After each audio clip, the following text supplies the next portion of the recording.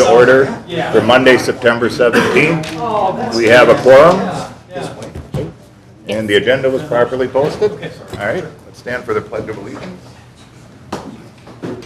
I pledge allegiance to the flag of the United States of America and to the republic for which it stands, one nation, under God, indivisible, with liberty and justice for all. Okay. Item 4, public appearances, public's opportunity to speak about any subject that is not a specific agenda item. Nothing tonight? Nothing. Okay. Item 5 is discuss and consider the minutes of the village board meeting of September 7th. Any comments, corrections? Motion approved. Okay. Motion and second to approve as presented. Any other discussion? Hearing none, all in favor say aye. Aye. Opposed? Abstentions? Okay, motion passes. Item 8 is new business, or item 6 rather.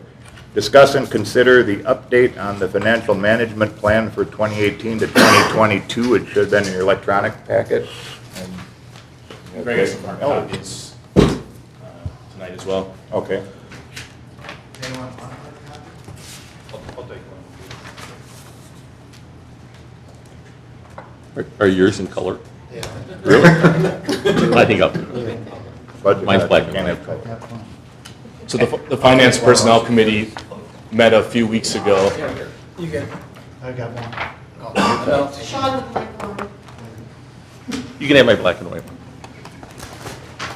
one. The Finance Personnel Committee met a few weeks ago to kick off the budget process, and part of that meeting was a good discussion about updating our financial management plan, which we need to do annually to make sure it stays at a 5-year plan. And Greg can walk us through that tonight. Good evening.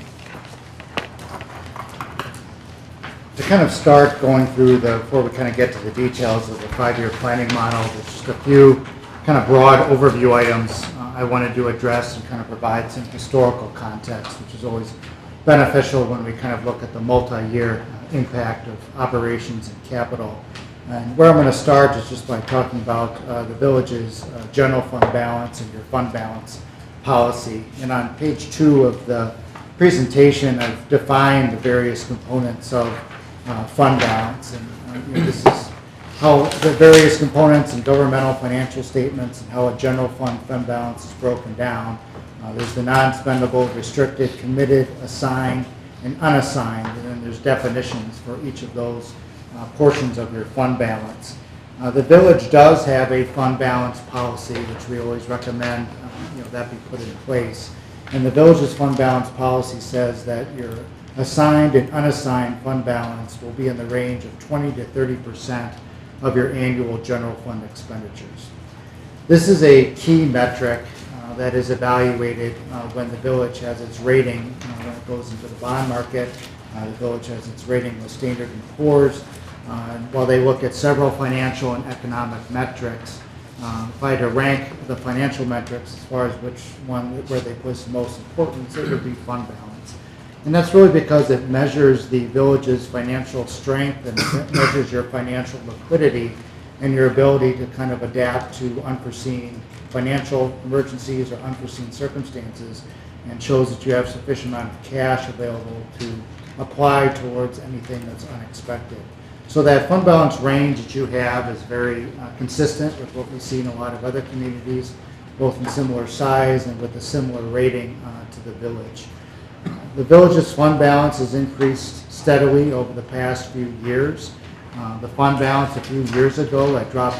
There have been some planned reductions in the fund balance, and that fund balance actually kind of dropped to a level that Standard & Poor's had cited they were a little uncomfortable with, and the village had actually had a slight downgrade from AA to AA minus. When we were in the bond market earlier this year, that was actually upgraded back to a AA, largely in fact that the fund balance had returned back to levels that were stronger, a little more consistent with what Standard & Poor's sees for comparably rated communities. So that fund balance history is shown graphically on page 4. Shows where that percentage of fund balance has been based on your unassigned, and your unassigned fund balance as a percentage of general fund. Shows that kind of drip down towards kind of the lower to mid point of the range is now been significantly higher through 2016. So again, that was really looked at favorably by the rating agencies in terms of your overall liquidity and financial flexibility.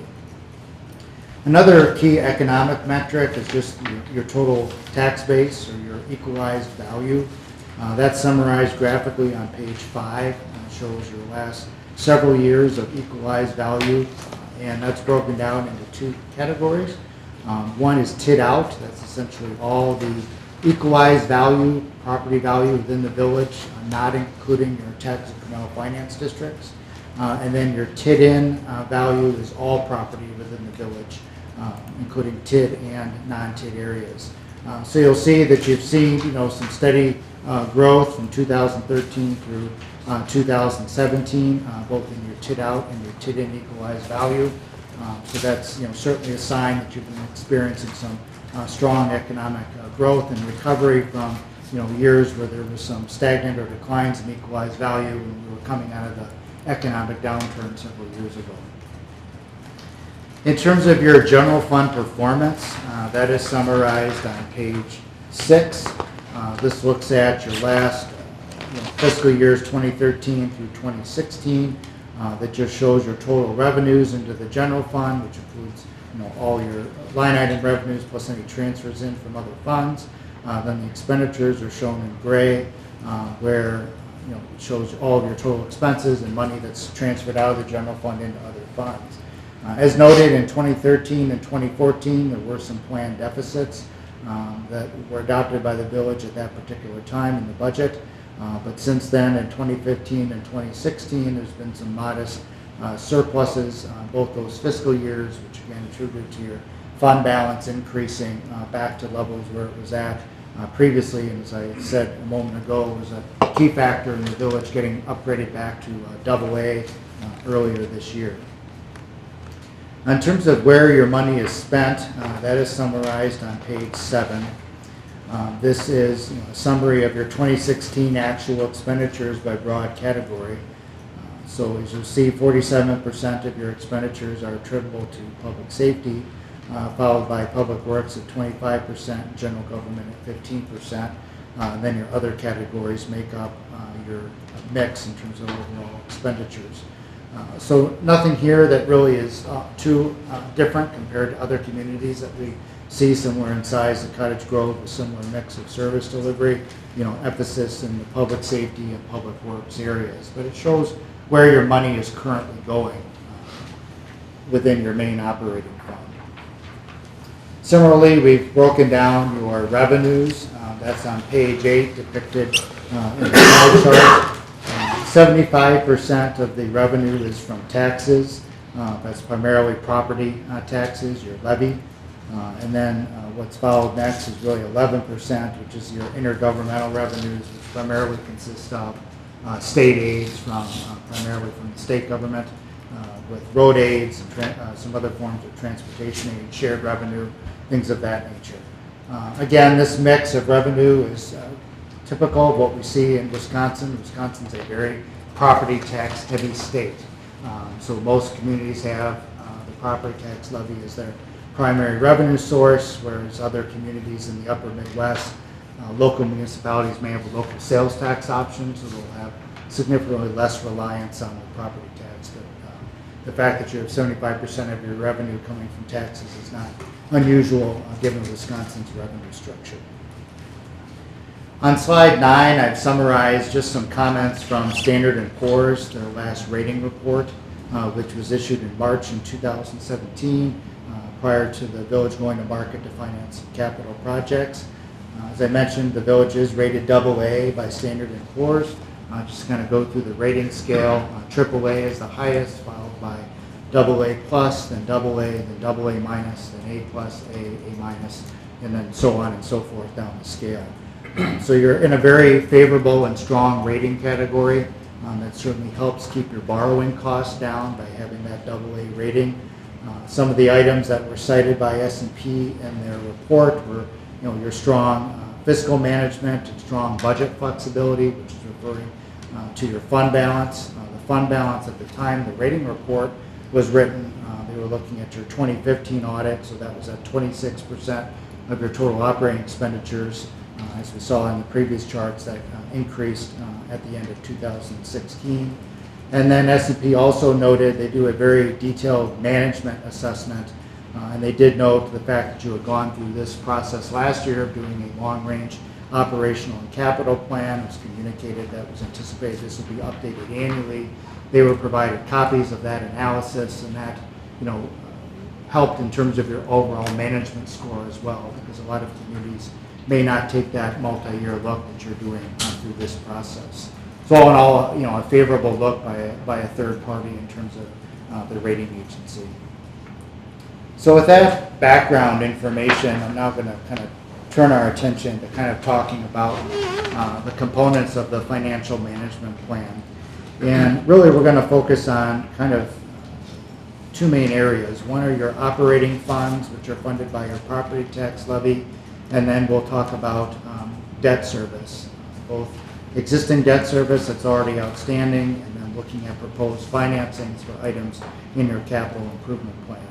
This is really kind of intended to kind of give you a broad look at the full impact of funding existing services and the full capital improvement plan, understanding that you're going to be going through your budget process and be prioritizing projects. So this is really intended to kind of be an all-in scenario, so to speak, of what the fiscal impact would be of everything that's identified that we walked through here this evening would be incorporated into your budget. So on the expenditure side, we've taken your line item detail in your general fund and your other operating funds and projected that out over the next 5 years. We've broken down expenditures into the categories that are shown on page 10. So we have commodities, which are your general operational supplies, your fringe benefits, which are most of your employee insurance coverages, your non-employee insurance coverages, your property liability, workers' comp, general services that you contract out for, professional services, some of your training and travel expenses, some of your professional expenses, and then wages, which are obviously your salaried employees, your part-time or hourly employees, payroll taxes, your retirement benefits.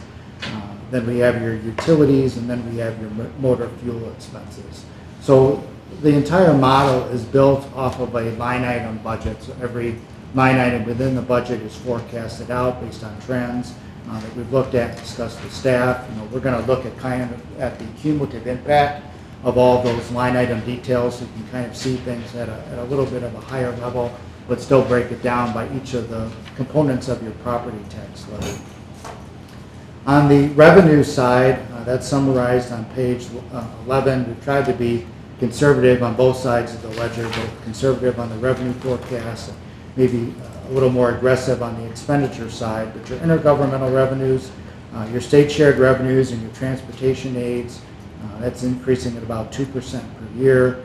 All your other intergovernmental revenues are held flat at your current budget levels. Your license and permits revenue, building permit revenue, that's increasing at about 3% per year. Some of your other construction-related permits are increasing at about 2% per year. Your fines and penalties, that's just increasing at about 1% per year. And the balance of the rest of your revenues, public charges, some of your miscellaneous revenues, and commercial revenues, those are really held at current levels. So trying to be fairly conservative here in terms of what we're projecting on the revenue side. You've been seeing growth over the past couple of years in terms of new construction activity. So that's really what's driving some of the permit and construction or economic related revenues. Other revenues we're trying to really hold relatively flat at current levels. So the first and primary component of your property tax levy is the general fund, which is your main operational fund, which funds most of your day-to-day activities, exclusive of your utility operations. And so we've summarized here on page 12, a multi-year, a couple-year look back, and then a projection going forward using that methodology I had just described. So we show the various revenue categories and expenditure categories.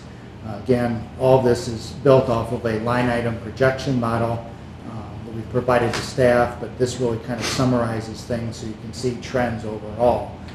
So you can see that, kind of looking ahead, 2018, 2019 to 2022, based on the methodology, you're looking at your general fund levy about a 2.94% increase per year. Kind of keep funding services at their current levels. So there's no new staff built into this model. There's no new services that are being proposed. There's no changes in your current service delivery.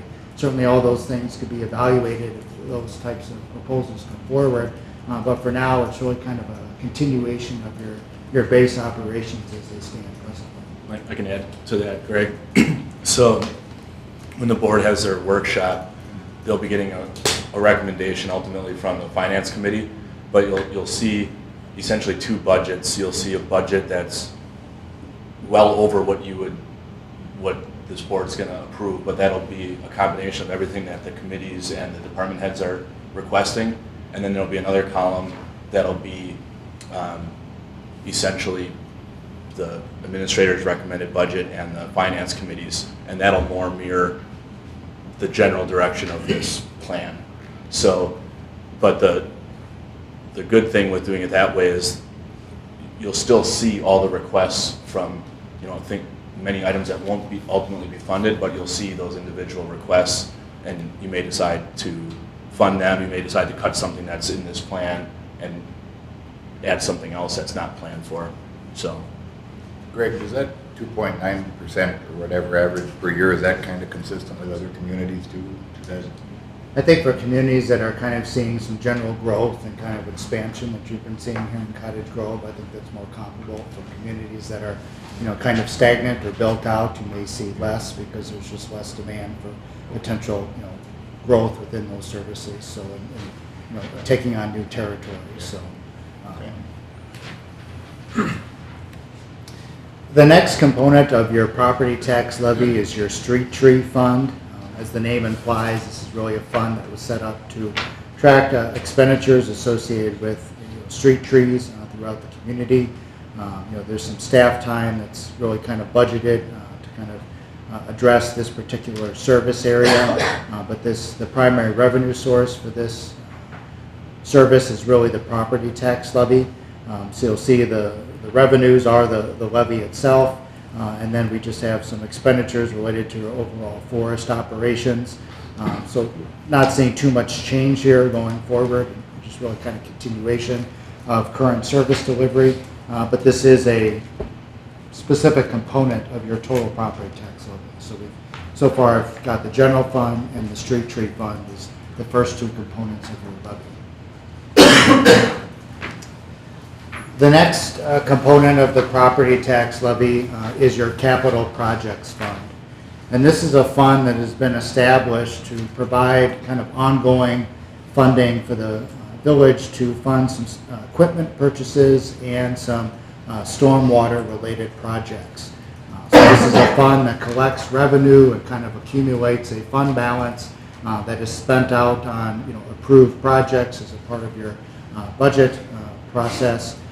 But it's great that the village has been able to maintain this because it helps, again, build essentially some cash financing into your budget so you're not having to borrow for all items related to your capital improvement plan. So really it's, again, rolling stock of your equipment, some smaller capital projects.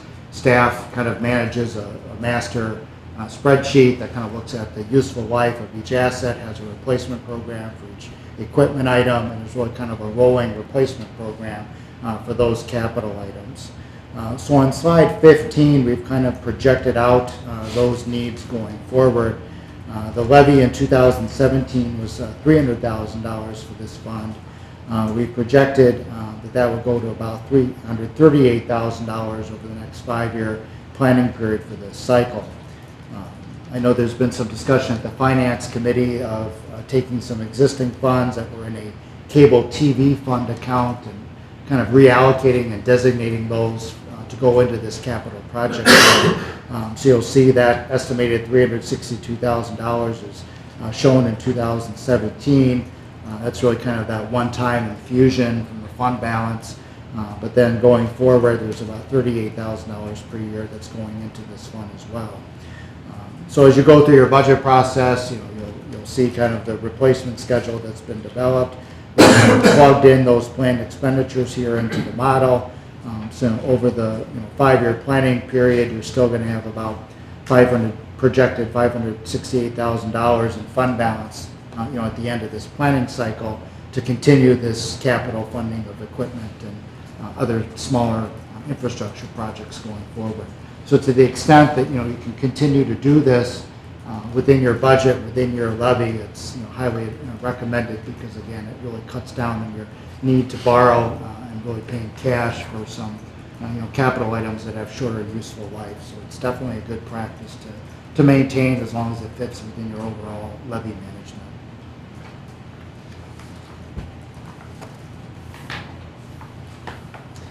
Another component of your capital plan, but not a part of your levy, is some projects really related to your parks. And on page 16 is a summary of capital items that have been identified by the Parks Department over the next several years. And one of the funding sources for these park projects is your Park Development Fund, which are fees that you collect as new development occurs within the village. So it's a way to kind of collect that revenue from new development and use it to help pay for some of the smaller park projects that are identified on page 16.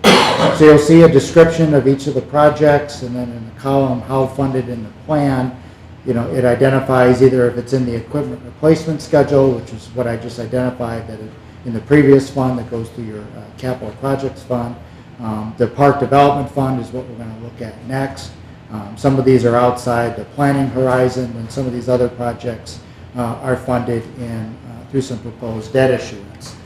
Certainly, if you get more development and you collect more revenue through this park development fee, you could certainly finance more of these projects with cash than maybe what we're showing here.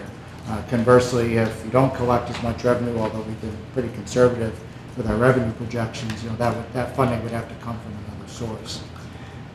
So on page 17 is really kind of the projection for this particular fund. As of the beginning of 2017, at about $140,500 in that fund. We're just projecting revenue of about $20,000 per year over the 5-year planning period. And then we've identified, certain projects that could be funded on a cash basis. Those were really identified as more based on as much on their dollar amount, just to make sure that the fund could adequately support this level of expense. You certainly wanted to move projects around and finance other projects with cash and look at other funding sources for other projects. That's certainly within your authority and at your discretion, so don't read too much into what's been put here, but I mean it was selected in terms of what could fit in with the overall projected revenue stream. Again, if you have healthier revenues, you could fund more through this fund. And I would just add that approval of the updated plan is not approval for actually moving forward with any particular purchase or project for that year. It just means that's how it's planned for, and then when that individual year comes up in the budget process, it goes through the process like everything else, and the decisions are made at that time to fund or not fund. This just kind of shows if it was to be funded this way, this is how it would occur. So again, a good way to pay for some of your capital with non-levied funds, and help some of the new development pay for some of those park improvements. So the balance of your capital improvement plan, we talked about the equipment replacement program, your park projects. The balance of it is really outside of your utilities is really summarized on page 18, which primarily consists of some of your street projects and some related utility work associated with those projects. So that shows all the projects that have been identified over the next several years. Same comment here applies to what Matt just said. This is identified as projects. It's identified for a particular year. You always recommend communities have 5-year capital improvement plans. generally in the village's practice has been you approve the first year of that plan as part of your annual budget process. The following years are, reviewed and discussed annually. So this again is kind of just for planning purposes identifies, future projects. We've identified again, how it's funded. For some of these projects, we've identified debt issuance. In some instances, some of these projects are partially attributable to TIF districts or utilities, and so where those revenue streams can be pledged to help pay for some of the costs, we've built that into our debt model. But here it kind of shows primarily some street work project and some other infrastructure work that's been identified within the capital improvement plan of the village. Point of clarification, I've noticed that the GO bonds for 2020 for Vilas Road, on page 18 they're listed as 2018 bonds.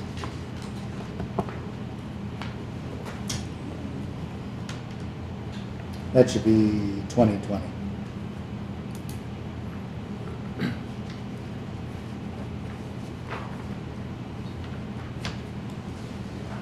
Thank you.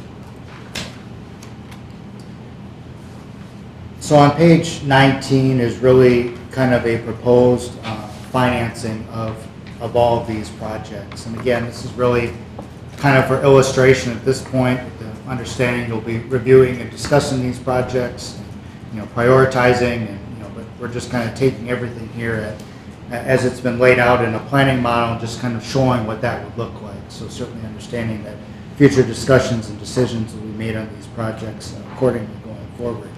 But we've broken them out into a couple of phases, tried to group some projects into borrowing, so you're not necessarily having to go to the market every year. So we show the 2018 projects, which are primarily South Main Street.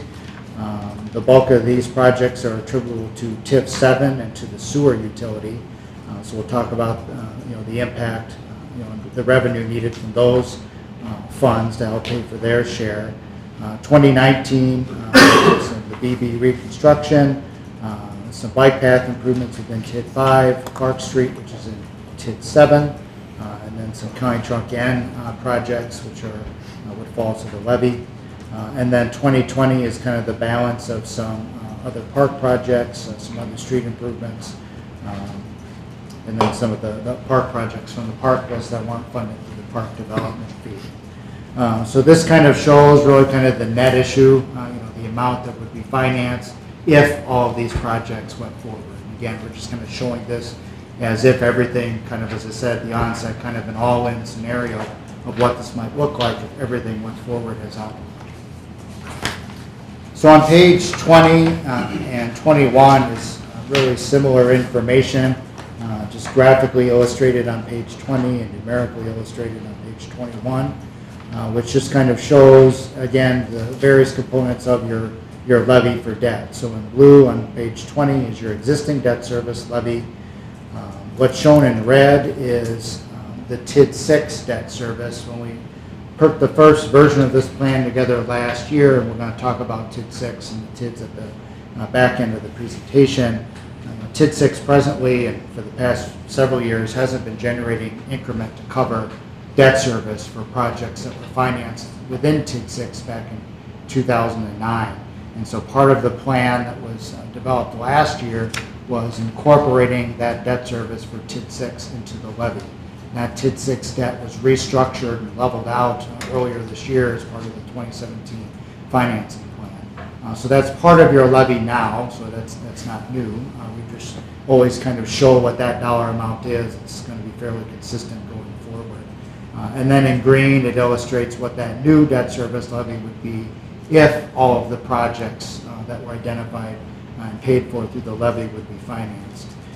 So on page 21, it just shows the actual levy. Your levy for debt service in 2018 for your 2018 budget will be approximately $528,000 when we add the existing debt and the TID 6 portion into that. If you financed all of the levy components in the plan, it shows there how the levy would change through the balance of the planning period. Another item that we look at and another kind of key financial benchmark has to do with the village's,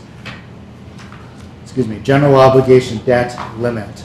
The Wisconsin Constitution limits the amount of general obligation debt, and that's principal outstanding, to no more than 5% of the total equalized value of the village. So that's your TIDIN number, and that includes all property within the village.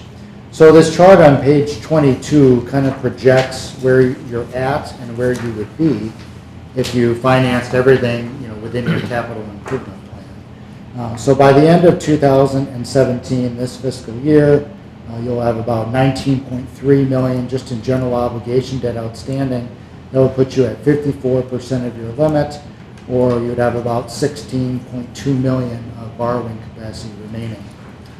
As we show, where your limit would be if we factor in the borrowings in 2018 through 2020, really shows that you're going to kind of stay within that same range. Go from maybe 54% up to about 55% at the high end here over the next 5-year period with your borrowing limit. Can you speak to best practice for that as well, and then also touch base on comparable communities? Yeah. For the range that you're in, you're in a very similar range and a comfortable range in terms of where you're at with your borrowing limit.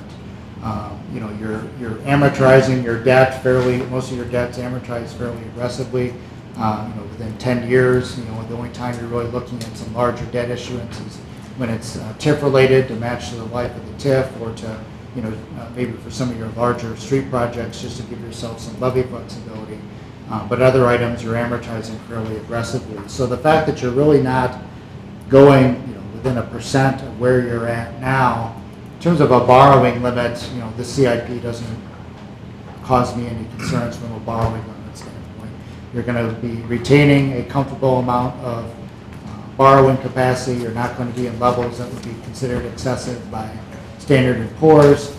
So it's, the larger issue is affordability and the ability to afford, the debt that you're borrowing. But in terms of managing your debt limit, you're at a comfortable range, and you're really not anticipated to exceed that as a result of, these financings over the next 3 to 4 years. The slide on page 23 really kind of rolls all the information we've been talking about up until this point into kind of a one-page summary. So we've kind of broken down all of the components of your levy, looking at the general fund, the street tree fund, your capital projects fund, your existing debt service levy, the TID6 support within your debt service fund, and then the new debt service that's proposed as part of if the capital improvement plan was fully funded. And so you'll see where your levy would be projected to go. Then down below we kind of show what your projected tax rate would be on an equalized basis, what those taxes would be for a $250,000 home with a $250,000 value, just for the village portion of the taxes only. Of course, that's all we're looking at here in this model, because that's all only within your direct control is really the village portion.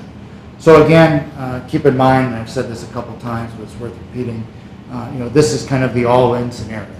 This is full funding of the capital improvement plan, which we understand will likely you'll see some changes and adjustments, but that's really kind of the intent here at this point of where you're at and preparing your 2018 budget, is to kind of see the impact of what this would look like if really everything was kind of fully funded from a capital standpoint and an operational standpoint over the next several years. So it kind of gives you, as Matt said, you'll go through your budget process looking at a couple of different scenarios, but this kind of shows where you would be at if kind of everything was funded as proposed. Any questions on kind of this part before I kind of... Just so if I'm reading this right, just on the bottom line, if everything was funded as proposed, village taxes would go up about $52 on an average home, is that 62. 62, I'm sorry, yeah. Okay, I just wanted to put it in perspective, I guess. That's great. Okay. I had a question. How does the amortization of the bonds match up with, or I should say, how does the amortization on the items that are being funded with the bonds match up with the amortization on the bonds? It depends on the revenue source that's being funded to pay the debt service. And we'll see an example of that within the TIF funds in a moment. So for those items that are that are attributable to your TIF district, the amortization of those items being financed are taking into account the maximum life of the TIF district, or the revenue period of the TIF district. So we're not amortizing anything beyond the collection period of the TIF district. We're also structuring the debt service payments around the other expenditures within the TIF district, so we can make sure that the revenue is sufficient to pay for it. On the items that are being financed, through your levy, similar, but there we have a different time horizon where we're not capped at a certain year, at least as far as the TIF district. So we're trying to amortize those, around your existing debt. For the most part, for the levy-funded piece, we're amortizing the debt with level principal and interest payments. So most of the structuring for the debt service or adjustments to the amortization term is really more done on the TIF side, because we're dealing with a defined revenue stream and other expenditures that need to be funded within that TIF. You'll see that in the cash flows in a moment. I guess the issue for me is if you're using GO bonds to finance over a period of time, let's say 10 years, and you're doing improvements that only last 5 years, Right. you are now basically borrowing additional money because beyond the amortization of the asset. So the asset was something that lasted Correct. 5 years, and you just borrowed money for 10 years, so you're paying 5 more years on something that was a Yeah, 5-year we asset. generally don't do that. I mean, with each capital asset item that you're looking at, we'll look at what that useful life will be. They can all be funded with one note or one bond issue, but if you have several items that have a shorter useful life, you can see more aggressive principal amortization over the first 5 years, and then you see that drop off over the maybe 10 years to kind of match the useful life. So kind of all the above goes into structuring the debt. What are your revenue sources? What are your existing debt obligations? Are you seeing your debt drop off in a couple of years, and so then you can ramp up your principal payments to keep your levy relatively constant? What are the revenue sources if they're non-levy, TIF, sewers? All that goes into account in terms of structure. And we generally don't borrow for anything that has a useful life less than 10 years. So almost everything that's 5 years or less would be paid for in cash. Yeah, so all the equipment and everything was in that capital projects fund. So you're generally only borrowing for some larger ticket items.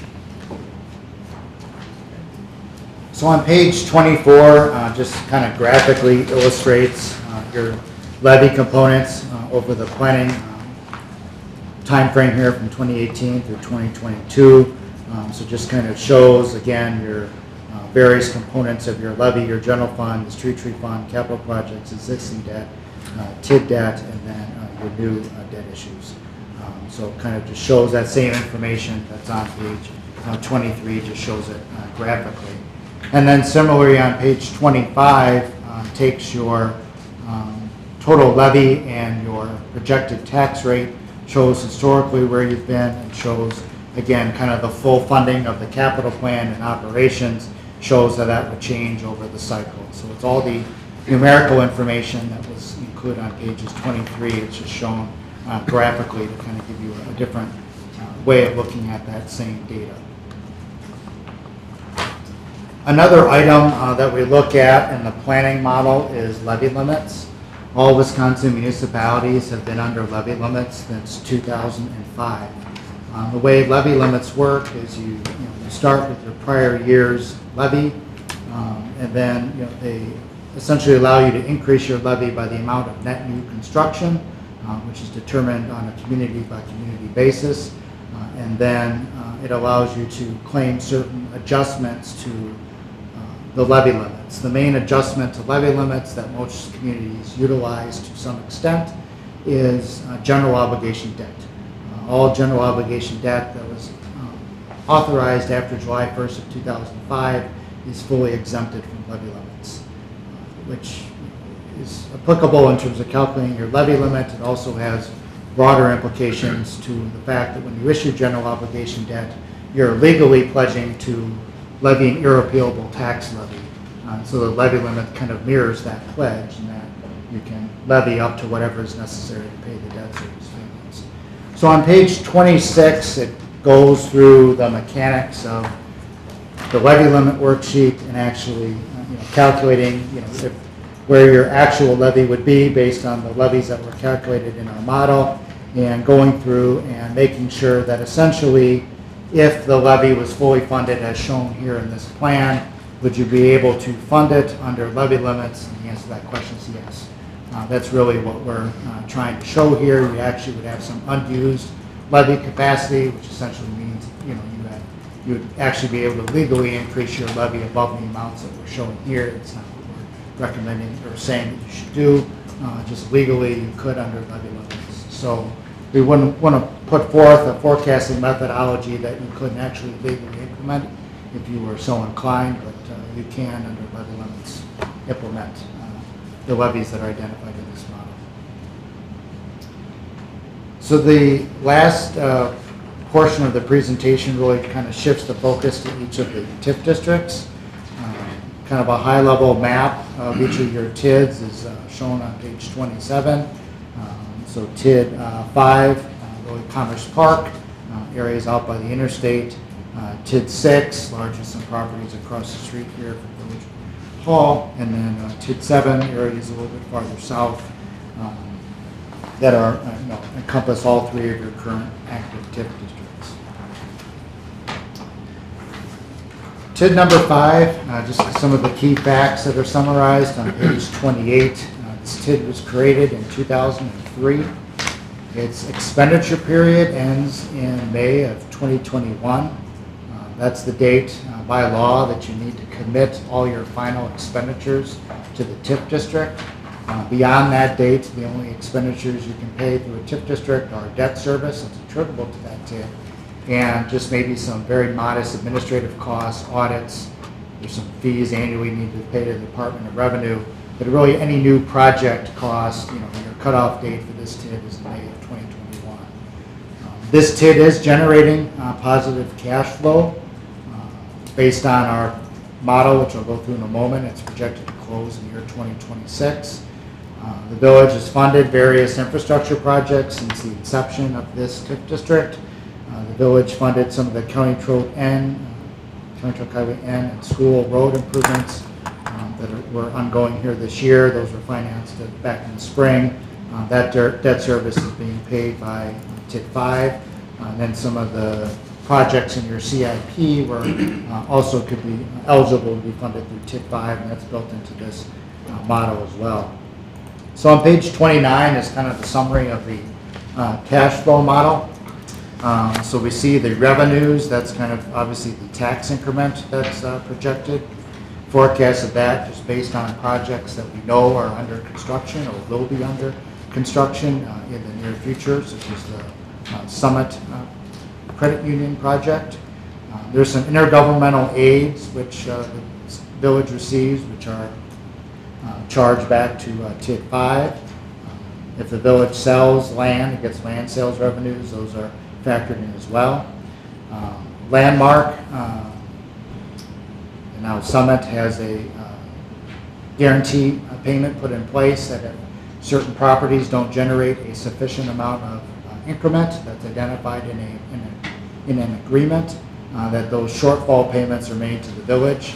So we've just kind of projected that going forward based on the current values from last year. And so those payments are still projected to occur for a few years. So those are the primary revenue sources to TID number 5. It's really the forecast model here is just based on primarily increment and some of the other known revenue sources that are coming into the TID. Then starting in yellow is all the various debt issues that are attributable to TID 5. So those are summarized on page 29 and then continue on to page 30. Those debt issues highlighted in kind of the tan color are future proposed debt issues. The 2019 issuance is for some of the projects in the CIP. It's part of that same 2019 financing that I summarized earlier. It's just the portion that's attributable to district number 5. The future taxable debt, there was a debt issue several years ago that was structured with kind of a large balloon payment. So we're showing that being refinanced when that comes due And then we have some other just general administrative costs that are paid through the TID, an incentive that's paid out to the clinic. Summit has a development incentive that's been agreed to, but has not been paid out yet, because obviously the project hasn't started yet, and then some other estimated incentives for potential projects as well. So when we kind of get to the balances column at the far right side on page 30, that kind of shows, you'll see that the fund balance is projected to generally grow but then decline in a few years, but you'll still project it may maintain a positive fund balance. So by year 2026, based on this projection, that's just that, it's a projection, your fund balance would be about 1.2 million. You'd have 550,000 in debt outstanding. You'd have enough money to essentially set aside remaining funds to pay off the debt. And if things unfolded as they're projecting here, you'd be able to close the TIF district a year early. We look at this with staff and various points throughout the year as different projects come forward. Certainly before any financing is approved by the village board, we update these cash flows again just to kind of see where the revenue stream of the TID. But this TID is doing well. I mean, going back a few years to 2013 and 2014, this TID actually had a modest deficit. So it's crawled out of that deficit and is, was in position to pay for some additional improvements as recently as this year. So even with just some of the projects we know about, there's some room for additional, capital investment within this TID for eligible expenses. Any questions on TID 5?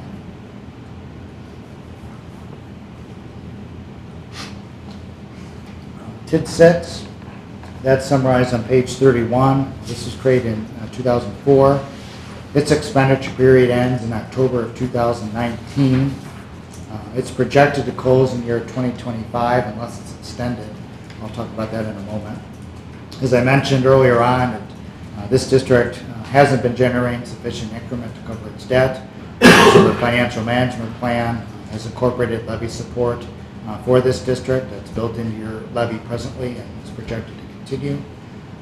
The village presently is using the increment that is collected to pay for some of the administrative costs associated with that TIF district.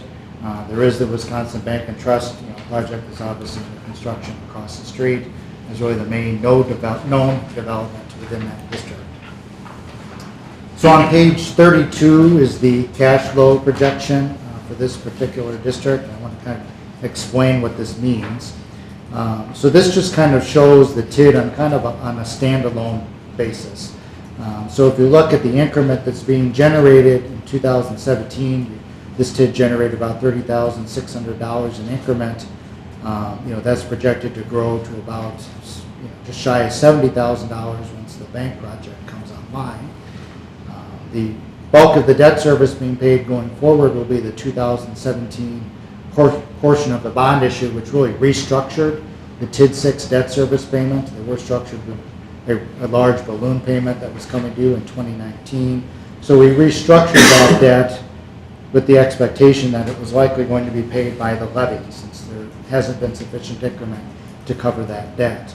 So this cash flow projection doesn't take into account the levy that you're levying to cover the debt. So this is just intended to show that that levy support is needed because the TID district isn't projected to generate enough increment, to cover its costs. So that just kind of proves this out. That's the purpose of this cash flow projection. The TID's maximum life ends in 2025. This TID district could qualify for really 2 extensions.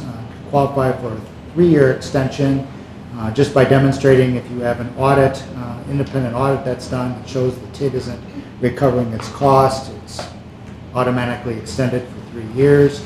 And then recently there was a change to state law that says you can also have a 3-year extension if you can prove out that a TID district was adversely impacted by some state legislation that was really outside the control of the village. And all TID districts in the state were impacted a few years ago by the funding formula change for technical colleges. The technical college funding in the state shifted significantly from the property tax levy to other forms of revenue from the state. As a result of that, generally statewide, there was a significant drop in tax rates for TIF districts. The number escapes me at the moment, but I mean, it was, a rather significant decline, that was seen statewide.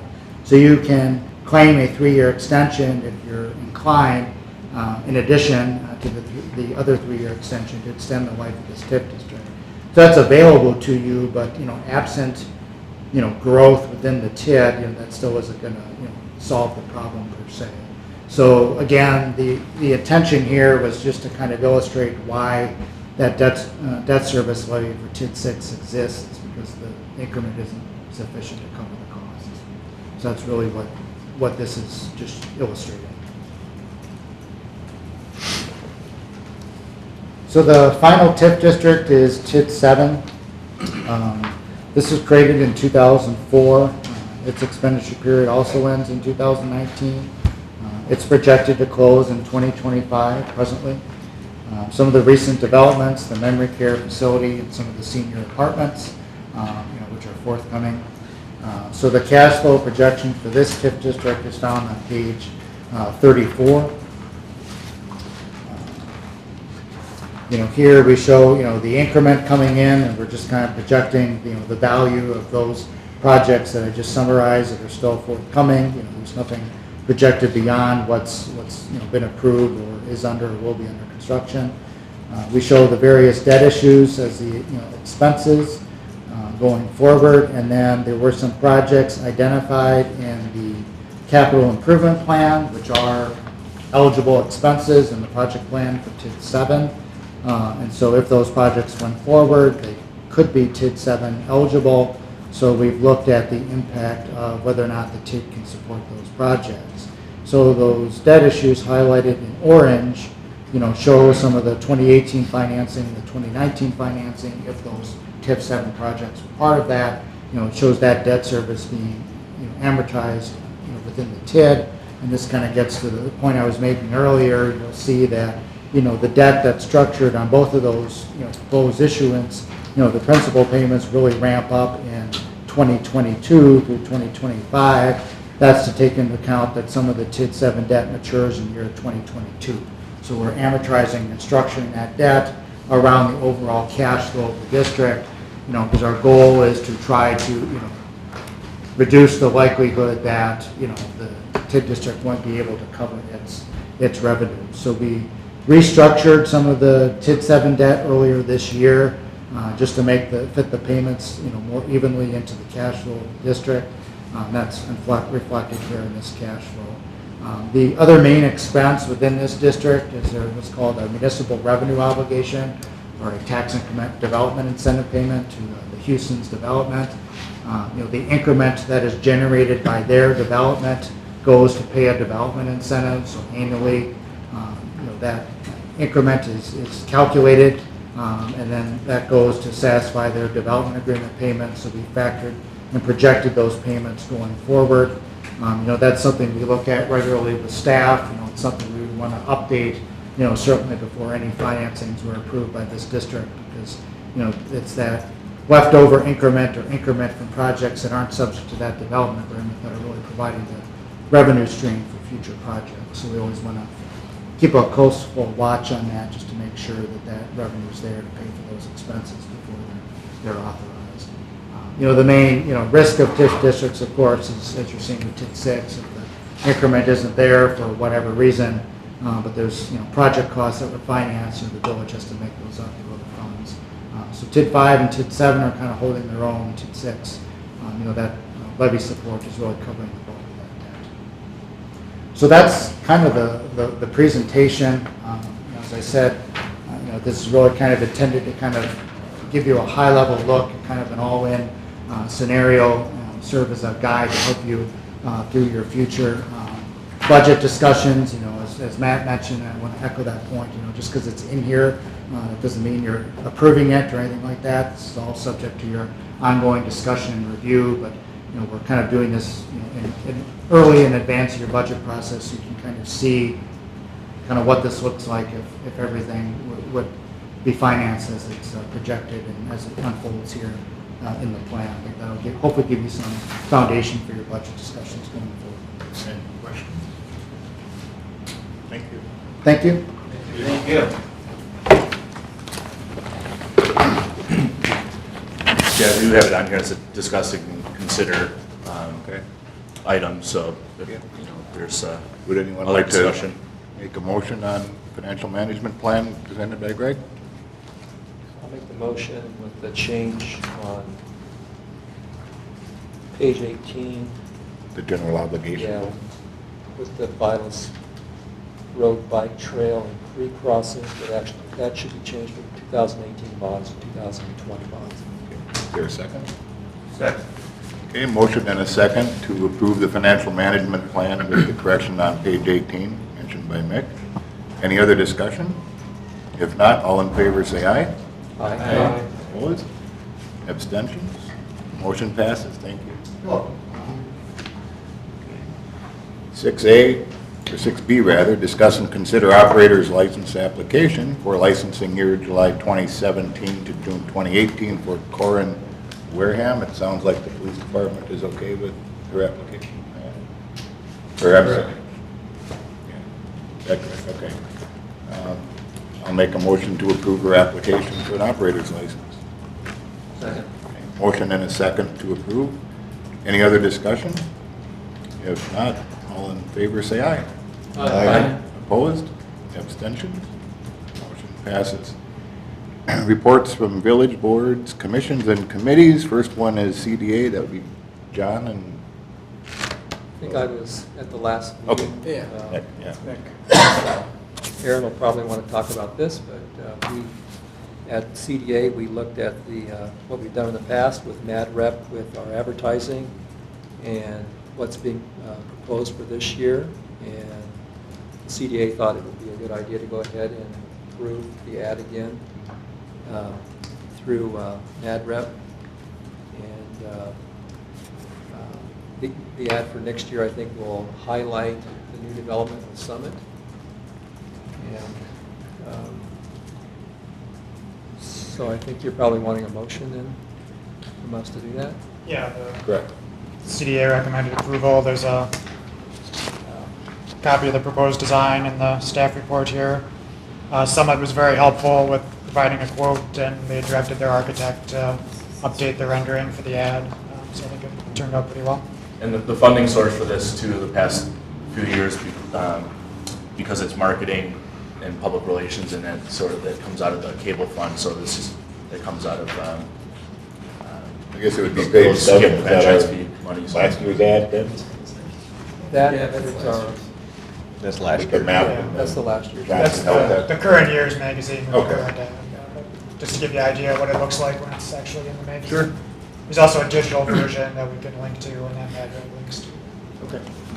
What kind of measurable value have you seen from it, Aaron? I mean, are we getting people that call that say, hey, we've seen you in the Madison Region Magazine? I mean, I'm trying to build a correlation between spending the money on this or allocating those funds to something else that might help bring more business here. I don't know. Sure, I don't think there's a case where someone specifically saw that ad and then called. I think it's more putting the awareness out there to the brokers and the businesses and the people in the community and beyond the community that we do have things going on here. There is activity. You know, last year we highlighted new projects. This year we're highlighting Summit. I think we might be conspicuously absent if we weren't in there when a lot of the other communities are. If I can mention, some of the villages and cities actually make larger donations beyond the advertising. Like, I think the Forest does that and has a pretty successful program they've had up there for getting businesses to actually locate up there. So there may be some real benefits for us to continue with MadRep, I think was the feeling of CDA. This year especially, I guess with Summit being on there might be a bigger impact. Well, what about an article? Was I that mean, what about an article in the magazine? I mean, clearly it's got articles. You know, if you get and what about Summit that, to kind you know, of, along with that, getting it towards the front of the magazine rather than kind of stuck in the, I mean, I'm okay with the ad. I'm just saying, it would be also be nice to put a plug with an article, particularly with something being so large, consolidating all of their facilities around Dane County and putting it here in Cottage Grove. Just an idea. I don't know how one gets, plugged in that, but whether that's PR folks at Summit, right? Yeah, it's part of it, but it may also require, as Mick said, that the donation part may also come into play too. I don't know. One thought on that. I met with President of MadRep a couple weeks ago and asked him whether his organization and he specifically would be willing to come and make a presentation if we ever asked him to, whether to CDA or Plan Commission or to the board. And he said certainly he would like to do that. I actually found it to be very informative meeting with him and seeing or getting a better understanding really what MadRep is doing and trying to actually market Dane County to companies throughout the United States and actually even the world. So maybe something you might want to do, John, which would Yeah. we could talk At that point, about you can that. have a conversation about certain. They're a great resource for Aaron and I. So, They have come here in the past, but it's been a couple of years. So we can invite them again. Yeah, maybe the CDA, particularly what we're talking about now. And what was the cost of this? I had the number here somewhere. I think it was 5,000. I think it's 5,800. 5,380, which was a little bit higher than last year. Okay. Will this come from public relations then, or just? Yeah. Okay. So I had a question. The actual village of Cottage Grove, Wisconsin, wording up in the right-hand corner there. I look at the other listed towns and villages and cities, and it feels like our Cottage Grove name, logo, whatever it is, looks really out of place, just compared to everybody else. It looks dated, it looks kind of washed out, especially with this photo choice. Is that something that's updated, going to be updated? How, that's, I mean, it might be just a small point and maybe not to have something different for this actual article for the next publication. They give you a draft maybe to approve? Or do they just? I think, Aaron, you have it. Do we have that? Yeah. You have a draft of that. Yeah, the CDA saw the draft as well. Summit. Yeah, it's certainly we tweak it every year and we can change it more next year if that's. Yeah, it's just something to consider, because like I said, I look at the other villages and towns and cities and stuff that have little articles, and each one kind of has something a little bit more punchy. And, my eye goes immediately to Verona. Fitchburg looks nice and modern. And I look at the village of Cottage Grove, and it looks like it's word art. So, I don't. I mean, that would really be something for a firm to give us some, basically to rebrand ourselves and get a new logo and go through that process. That could be something that probably would be worthwhile for us to do. I am on the that branding and marketing committee focus group. I'm not quite sure our exact title, but it is something that we can put into discussions and whatnot for a future presentation to the board. With the chamber? Yeah, with the chamber, right. How quickly do we have to decide on this? I mean, is there an opportunity to bring someone in to talk to us in the board before we vote on this? I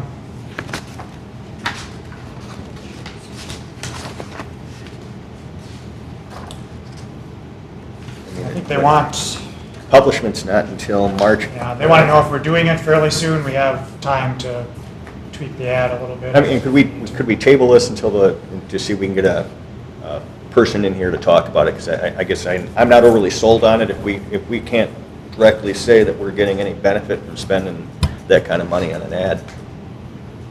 How long do you think it would take to get them? What's his schedule? I would assume that, Aaron, you could reach out to, I'm sure MadRep could have someone here fairly soon. They've always seemed really available or made themselves available if somebody has questions like that. The board meeting would be like October 2nd, if that works.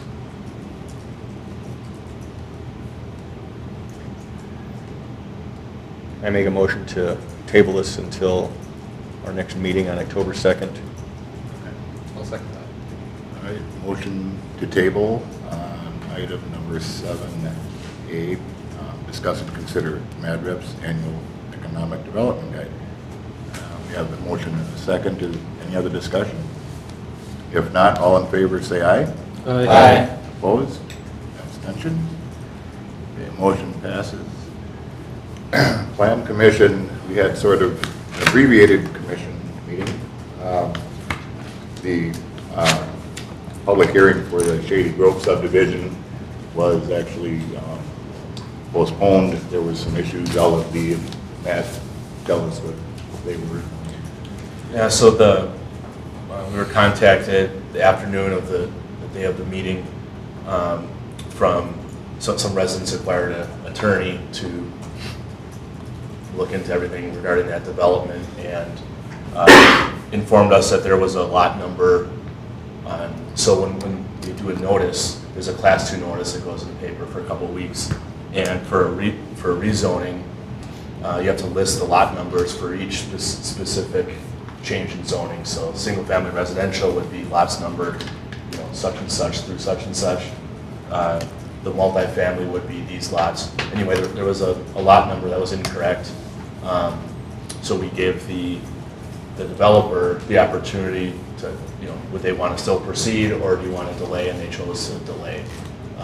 They just didn't want to force the issue. We could certainly argue that proper notice was still provided because people knew what the intent was. It was a random error on a lot number that, even if we double, triple checked it, you may not have even caught it. So I think that pretty much covers it. Made it kind of a short meeting. Yeah.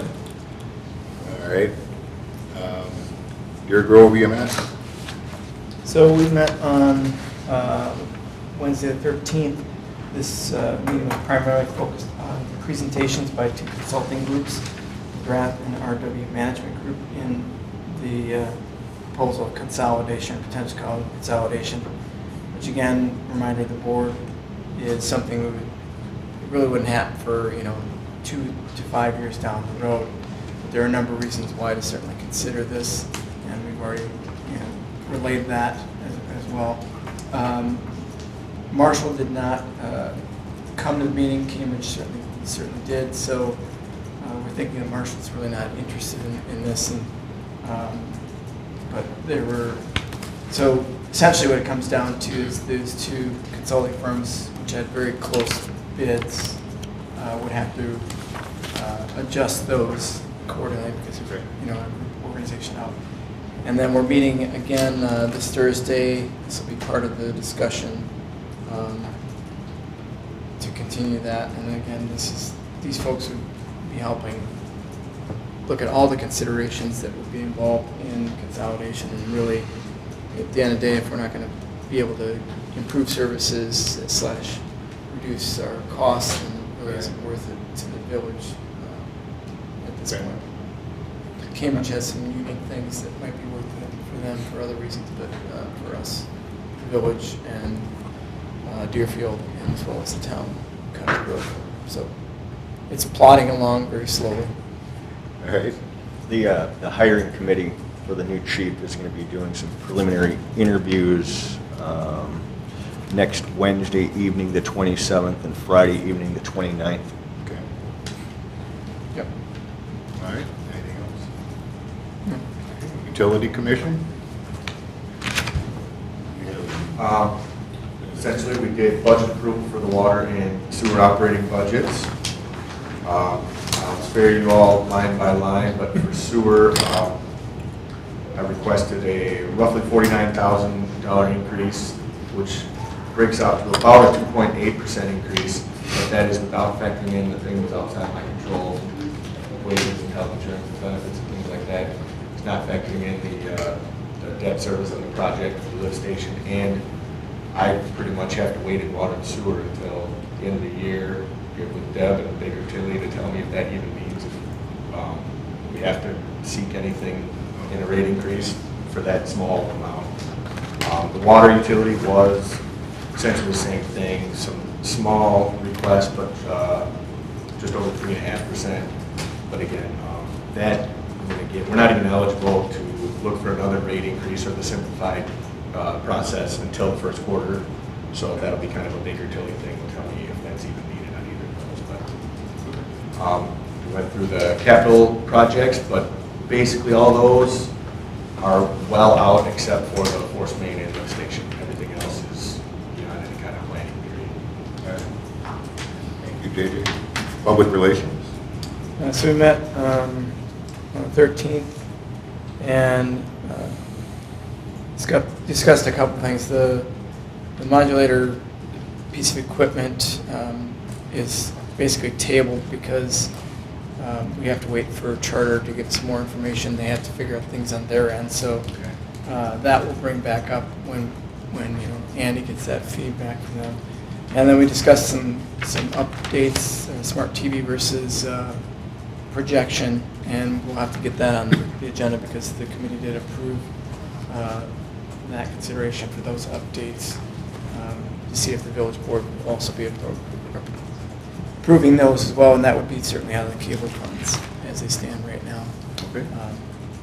Not a huge investment, but definitely an upgrade that's long overdue. All right. Emergency Government Committee? Saturday, we did our full-scale exercise. Went over several different capabilities, including operational communications, operational coordination, fire management and suppression, public health, health care, emergency medical services, and public information and warnings. Basically what they kind of set up was a tanker at the West Plant that someone had a health issue driving a forklift and pierced into the side of the tank, and they had a leakage, and so they called 911. Cottage Grove Fire went there. Then they had other municipality fire departments come in a multi-jurisdictional type thing. Emergency government was activated, and again, we did coordinate a reverse 911 call to a 1,000-foot radius, telling people to stay in their homes. Again, none of this really happened. We kind of faked it. But it was actually the most realistic of any of the exercises we've done in the last year. It really felt like something was happening. And at the end of the day, they contained a spill. And again, there's things that we'll get a report that we have some areas we can improve upon, but there's also some things we've come a long ways, and we're much further ahead than I think than other communities of our size, in case there is some sort of emergency like that. So next meeting is on, is it Wednesday, the 4th of October at 6:30. Okay. All right. Thanks, Troy. Reports from village officers. Troy, it's you again. No report. Hey, Mick? I have a question. Sure. I've been taking the P90X class in the morning, and I was wondering whether we're going to be expanding some of the space. I mean, I think we're starting to get to we're not there yet, but we're getting pretty close to max, I think, and I was wondering whether, with knowing what's going to happen in the future with one of the tenants moving out, is there a plan to actually expand the space that we're currently using? It's definitely something that we're thinking about and working towards. We know we are at capacity. We use that thing every day of the week, and we would certainly like to have more. So yes. And I want to say I really appreciate the program. It's a very nice program to have here at Cottage Grove. That would have been part of what I was suggesting, as far as if we were going to look into all of our facilities, to just kind of plan for how to expand, what departments would expand where, and because once the Clark Corp tenant moves out of that building, we'll have that's 5,000 square feet of space, and then there's another 5,000 square feet just west of that that's unfinished as well. So we can start planning that out. Okay. Thanks. Forrest? So as I mentioned, I attended the first village branding session, which is through the Chamber of Commerce, and it's hosted by UW Extension, and it's going to consist of somebody from the village, at least a couple people from the village. I know Gene Schaummer of Piggly Wiggly is on the board. We're trying to bring in some people from the town, and we're just kind of discussing based off of survey data and the leakage study that was done, ways to kind of improve our community branding. That's why I commented on the ad there. So everything we do, we're just going to kind of put together a report that we would hope to get on the schedule to present to you guys at some point. And it seems like it's a good group of people that are just going to be doing something pretty valuable. So that's what me. Thanks, James. No report? Hey, Larry? No report. John? No report. All right, I have nothing. Lee? Well, Mick is doing P90X in the morning, and when he shows up for like a plan commission meeting or this meeting, he helps exercise my mind by bringing up a Robert's Rules matter, and we had a chance to talk afterwards, and it's kind of interesting to hear how different states do it in different ways. But one of the things that I've tried to do in all the municipalities I work with is keep things really simple, and so we've dubbed that Robert's Rules Light. And I don't know if there's an addition that goes with that, but it's just that's just the case. But tonight, naturally, it came up where we needed to table something. And what I just want the board to know is when a matter is tabled, that means it shows up on the next agenda with some kind of connotation on it. I used to put an asterisk by it, and then one of the mayors that I work for called it an esturgeon, and I was like, what? He says, it's got an esturgeon. But anyway, when you table something, then someone has to actually make a motion to take it off the table. And I've been in situations where people have, someone's made a motion, but there wasn't a second, and so then it dies, so it wouldn't come back. So it is one way to keep track of things, and where in a jurisdiction that Mick had been in, did you say that if you tabled it, it couldn't come back for 6 months or something? If you tabled an item with the council, if the board tabled an item, it took a super majority to take it off the table, which was unusual. But that could be used as a way to kill something that was coming forward. And there was, I can't remember if it was a 6 month or how long it was, the process before you could refile again an application. We don't have that. I was talking to Lee, we don't have that here. But it's hard for me not to to not think about things that have happened in the past. It was helpful. I'm glad that it got brought up because it's just something that, we would not use all the time, but you should keep in mind that that is something that if you're going to move to table something, then it's on the table and it can't be discussed until there's a motion and a second to take it off the table. So. Okay. Matt? Sent you all an email regarding Horizon to explain why they're not on the agenda tonight, since that was requested to come back on. Late in the week, they sent us an email requesting to delay until October to get the information that Mick requested. And if they contact me again, I'll suggest that they could contact Mick to get some clarification. But I actually sent them a link to the YouTube video to re-watch it if they have questions, because there's just no reason to have any misinterpretation. I mean, they were at the same meeting we were all at, so. Yeah. Anyway. If they come back, they come back. Aaron? No report. From the police department, Matt? No report. Okay. JJ, anything? I actually forgot to mention during utility, we are free and clear from the PSC to continue our meter AMI project. If anybody remembers, it's been almost a year, but we can go ahead now. All right. I see they painted the lines in Seldall Plat today, so Yes, really close. we're there. Sean? We had an awesome experience at Lambeau Field. The kids had a great time. I would encourage you check out our village website on the rec page. We made a video of the event, so if you haven't had a chance to watch that, it was a once-in-a-lifetime deal. You had a good experience, better than the Packers did. Yep, anything? Okay. All right. Consider approval of vouchers. Any comments, questions, or issues with the vouchers? Have not seen anything.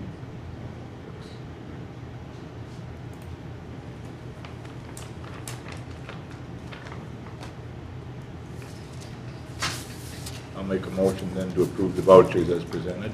Second? Motion and second to approve vouchers as presented. Any other discussion? If not, all in favor say aye. Aye. Opposed? Abstentions? Motion passes. Correspondence, I don't think we got anything official. All right, future agenda items. So if we're going to discuss the MadRep thing at the next meeting, somebody has to make a motion to take MadRep off the table, if I understand correctly. Okay, I just- At that meeting, yeah. Okay. You don't- yeah. Makes sense. Anything else for future agenda from staff? The one I brought up was, I'll give you the wording, the addition of potentially smart TVs in this room versus Oh, okay. projection, Sure. as well as the breakdown of costs and everything. Okay. On Anything the else? cable fund. Okay. All right.